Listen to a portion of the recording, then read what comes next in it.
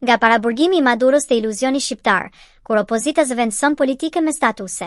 Ndërsa Nicolás Maduro ndodhet në paraburgim në Shtetet e Bashkuara të Amerikës pas një akti që tashmë ka tronditur rendin juridik global, opozita shqiptare ka zgjedhur rrugën më të lehtë dhe më qesharake, të mbush rrjetet sociale me statuse se Edi Rama e ka radhën.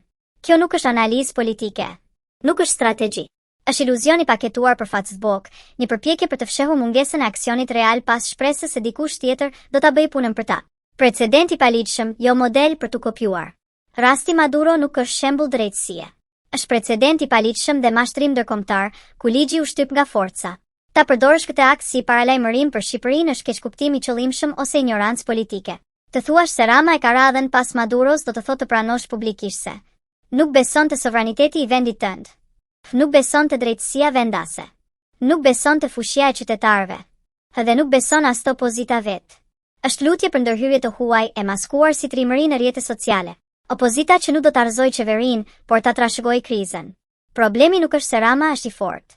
Problemi është se opozita është e dobët, jo e persekutuar e paralizuar. Në vend që të organizoj protesta të vazhdueshme, denoncime të dokumentuara, presion qytetar dhe ndërkombëtar të bazuar në fakte, ajo zgjedh statuset emotive dhe krahasimet absurde.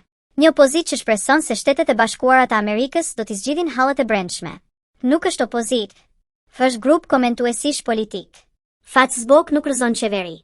Le ta themi qartë, qeverit nuk largohen me statuse Facebooku, nuk largohen me meme, nuk largohen me Rama e ka radhën. Qeverit largohen me protesta reale, organizim qytetar, prova, dosje, denoncime të qëndrueshme, kosto politike të përditshme për pushtetin. Çdo gjë tjetër është zëvendësim I aksionit me zhurmë.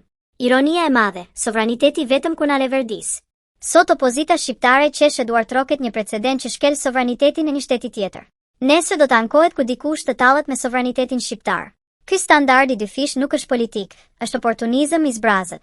Nëse pranoni logjikën I fortë e rëmben të dobëtin, atëherë mos flisni më për shtet, ligj dhe demokraci, sepse I keni hedhur vetë poshtë. Mjaft me iluzione. Narrativa Rama e ka radhën pas Maduros është po aq qesharake sa vetë statuset që përhapin. Ajo nuk rrëzon Ramën. Ajo vetëm ekspozon pafushinë e opozitës. Nëse opozita e do vërtet ndryshimin, le ta kërkoj këtu me qytetarët me aksion real, sepse askush nuk do ta shpëtojë Shqipërinë për ne. Dhe kush pret ndërhyrje të huaj për të zgjidhur dështimet e veta politike, nuk meriton as pushtetin as besimin e qytetarëve.